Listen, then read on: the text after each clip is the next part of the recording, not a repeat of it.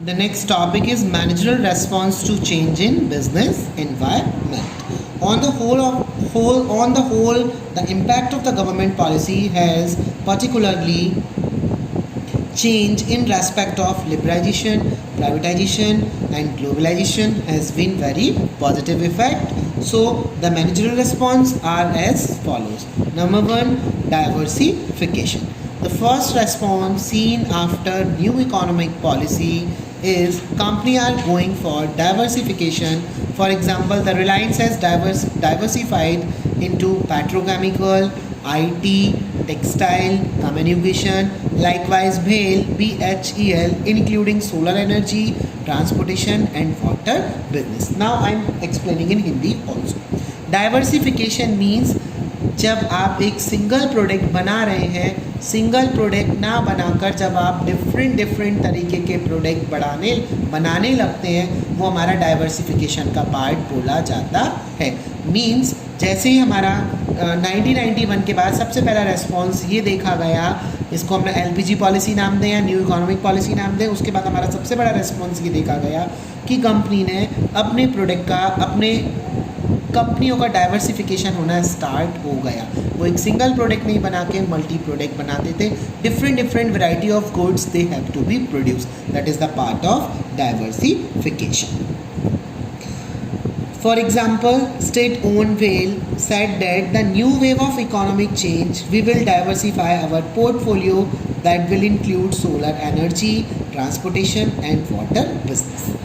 जब हम एग्जांपल लेते हैं तो वेल ने, भारत हैवी इलेक्ट्रॉनिक्स लिमिटेड ने ये कहा था कि हमारी इकोनॉमिक चेंज की एक नई लहर आ गई है, हम अपना पोर्टफोलियो चेंज करना चाहते हैं, हम डिफरेंट चीज़ों को बनाना चाहते हैं. हम इलेक्ट्रॉनिक के साथ साथ हम solar energy, transportation and water business का भी बिजनेस स्टार्ट कर रहे हैं. इवन जो हमारी रिलायंस कंपनी थी उसने भी डिफरेंट अपने प्रोडक्ट को डाइवर्सिफाई किया. वो पेट्रोकेमिकल के साथ साथ IT इंडस्ट्री में आया, जियो, टेक्सटाइल और कम्युनिकेशन. इसी तरीके से वोल्टास, LG, सैमसंग, इन सब ने अपना बहुत सारे चेंजेस लेकर आए. ये मल्टी प्रोडक्ट बनाना उन्होंने स्टार्ट किया. उन्होंने अपना पोर्टफोलियो चेंज किया. पोर्टफोलियो कैसे चेंज किया?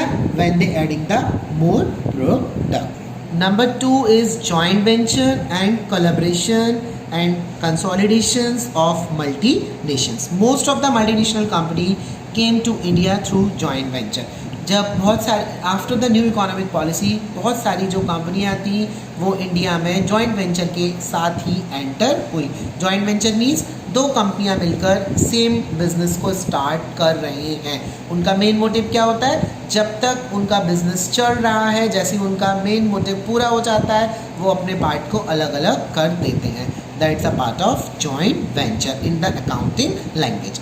जॉइंट वेंचर के साथ हमारी बहुत सी कंपनियां इंडिया में आई. जैसे हम अगर एग्जांपल लेते हैं, Ford enter with Mahindra and Mahindra. Ford आई महिंद्रा एंड महिंद्रा के साथ. Jaguar enter with Tata Motors. Honda enter with cell.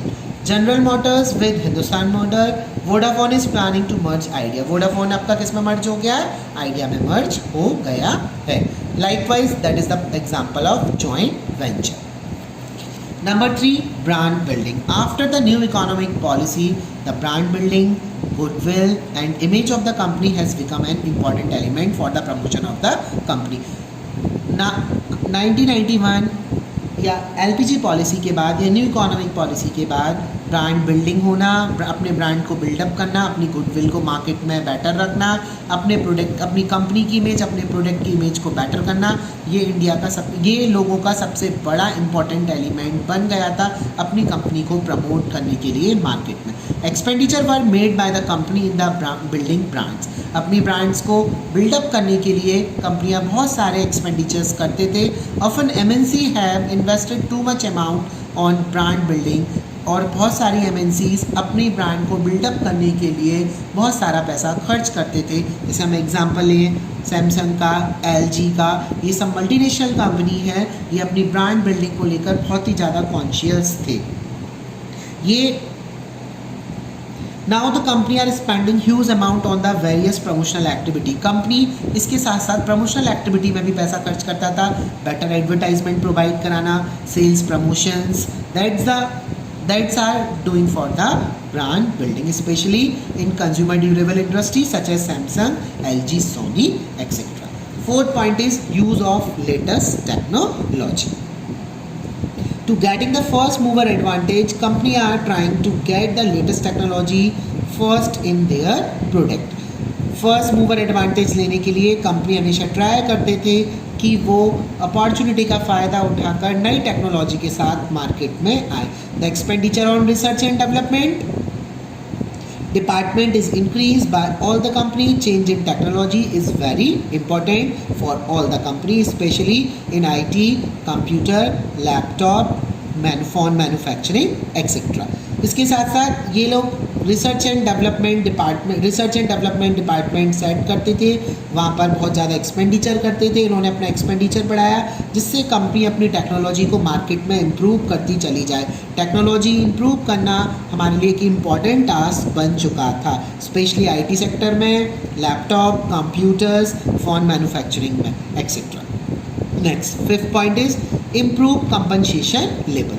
Compensation level is improve for the managerial and technical service. जो हमारा कंपनसेशन लेवल है, पे स्केल भी बढ़ चुका था. मीन्स मैनेजरल और टेक्निकल सर्विसेज के लिए हमें बेटर हायर स्किल पर्सन की नीड होती थी. The starting salary of the graduate engineering और technology and managerial graduate has been risen and account to their performance become very popular. According to their performance become very popular. अब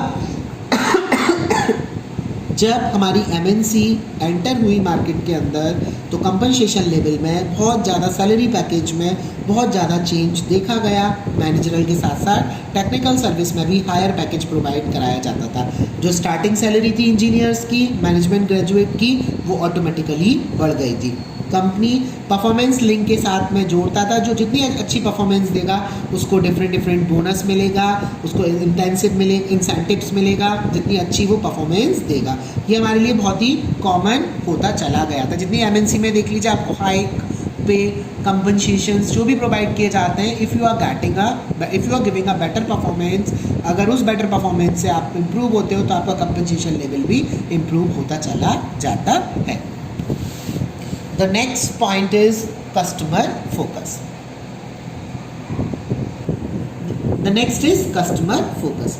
The focus of market is totally shifted from producer to consumer. पहले हम क्या करते थे, market में पहले goods बनाते थे, फिर हम मार्केट में आते थे. Now we shift our move from producer to consumer. अब हम प्रोड्यूसर से कहाँ पहुँच गए, कंज्यूमर की तरफ पहुँच गए. Today consumer is the key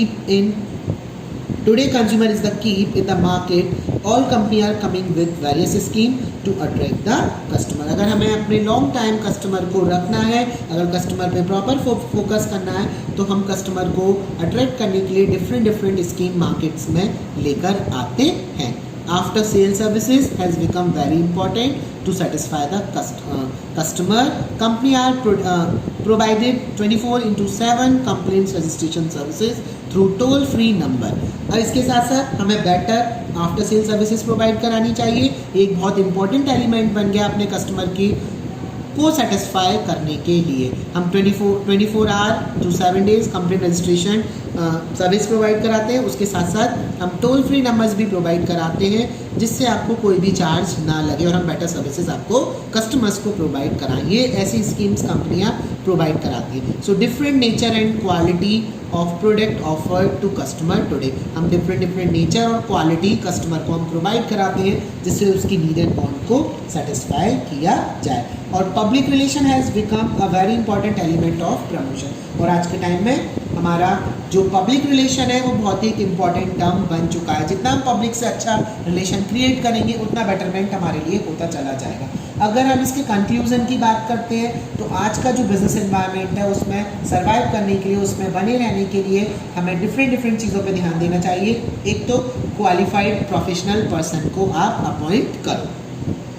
that is the conclusion for all the topic. ये जितना हमारा ये एक जो मेन टॉपिक हमने पढ़ा है दैट ये जो टॉपिक था हमारा managerial response to change in business environment, इसका जो कंक्लूजन है उसमें फर्स्ट पॉइंट है we have to be appointed the qualified person. हमें क्वालिफाइड प्रोफेशनल एक्सपर्ट पर्सन को अपनी कंपनी में हायर करना चाहिए।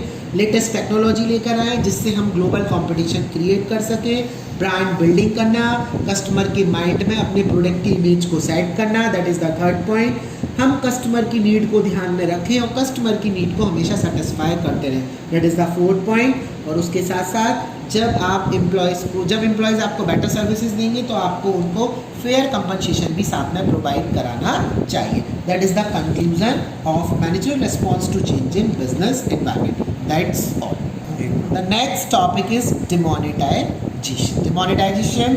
November 8, 2016 was the day when 500 and 1000 rupees note were withdrawn from the circulation. 8 नवंबर 2016 का वो दिन जब हमारे 500 और 1000 के नोट मार्केट से चलन बिल्कुल सर्कुलेशन से हटा दिए गए थे। मार्केट से इनका बिल्कुल रिमूवल हो चुका था। People were advise to go to bank. People को एडवाइस दी गई आप बैंक जाओ and change the money up to the limit of, एक लिमिट तक आप अपने पैसे को वहाँ पे जाके चेंज करो। That is the currency and 86% withdrawal of 86% currency in the country circulation. 86% जो हमारी करेंसी थी वो हमारी विड्रॉल हो चुकी थी सर्कुलेशन से। The main aim of demonetization was to remove the corruption and check the illegal activity. Demonetization का जो मेन मोटिव था करप्शन को एंड करना, उसके साथ जो इलीगल एक्टिविटीज़ थी उसको चेक करना, जिससे हम ब्लैक मनी को मार्केट से डिक्लाइन कर सकें। दैट इज़ द, और जिससे हमारे जो लोग टैक्स पे नहीं कर रहे हैं वो भी टाइम से टैक्स अथॉरिटी को मनी मेकिंग होता रहे। That is the main motive of the demonetisation. The features of demonetization are as follows. Due to demonetizations, people declare their cash holding to get it exchanged from the bank, so black money had to be declared. अब demonetization हुआ तो declare किया गया कि people के पास जितनी cash holding है वो बैंक से जाके चेंज करे अमाउंट तक, जिससे जिसके पास जितनी ब्लैक मनी होगी वो सब उसकी डिक्लाइन हो जाएगी। It lead to tax administration and channelizing the saving in form of financial system. एक ये टैक्स एडमिनिस्ट्रेशन बेटर हुआ और हमारी जो सेविंग्स थी वो चैनलाइज हुई, एक फाइनेंशियल सिस्टम हमारा बेटर होता चला गया। The third point is this: the most important feature is to create cashless society. हमें cashless society, अपनी जो मनी मेकिंग सोसाइटी थी, इट मीन्स हम जब उसको हमें किस में चेंज करना था, कैशलेस सोसाइटी में चेंज करना था। आपको कोई भी ट्रांजेक्शन करने हैं बस आप कैशलेस सोसाइटी के थ्रू उस ट्रांजेक्शन्स को कीजिए, आपको मनी को होल्ड करके कहीं भी ले जाने की ज़रूरत नहीं पड़े। That is the main motive of the cashless society. It also indicated that the government will no longer accept tax eviction. और ये भी एक इंडिकेट कर दिया गया था जो लोग अपने टैक्स को बचाते हैं, जो लोग टैक्स पे नहीं करते, उनकी चोरी करते हैं, वो भी गवर्नमेंट उसको एक्सेप्ट नहीं करेगी। ये सारी चीज़ें हमारी किसके थे, they all are the main feature of the demonetization. Although there are some arguments against the digital transactions. जब हम डिजिटल ट्रांजेक्शन्स की बात करते हैं, हम डिजिटल ट्रांजेक्शन्स में आए, कैशलेस सोसाइटी में आना है तो हमें डिजिटल ट्रांजेक्शन के लिए जाना पड़ेगा। तो उसके लिए क्या क्या आर्ग्यूमेंट्स थे, रिक्वायरमेंट ऑफ इंटरनेट कनेक्टिविटी। एक तो इंटरनेट कनेक्टिविटी होना बहुत ज़रूरी है। जब तक आपके पास इंटरनेट कनेक्टिविटी नहीं होगी तो आप कैशलेस सोसाइटी की तरफ कभी भी मूव नहीं कर सकते थे। They require use of cell phone for the customer and swipe machines for the businessman. Customer के लिए किसकी ज़रूरत थी, कस्टमर है यूज़ ऑफ सेल फोन, उनके पास सेल फोन होना था, और and PSO machine for the businessman, और बिजनेसमैन को किसकी ज़रूरत थी, पीएसओ मशीन की ज़रूरत थी। These disadvantages are counterbalanced by understanding that it helps people into the formal economy, thereby increasing financial saving and the reducing the tax evasion. इसका main motive यही था कि इसका मेन मोटिव हमारा यही था कि हम एक बैलेंस लाएं, एक अंडरस्टैंडिंग क्रिएट करें पीपल के थ्रू, जिससे हमारी इकोनॉमी एक फॉर्मल इकोनॉमी में चेंज हो, हम फाइनेंशियल सेविंग बढ़ाएं, उसके साथ साथ जो हमारा टैक्स एविक्शन होता था उसको रिड्यूस किया जाए। That's all. Thank you. Your chapter is also and.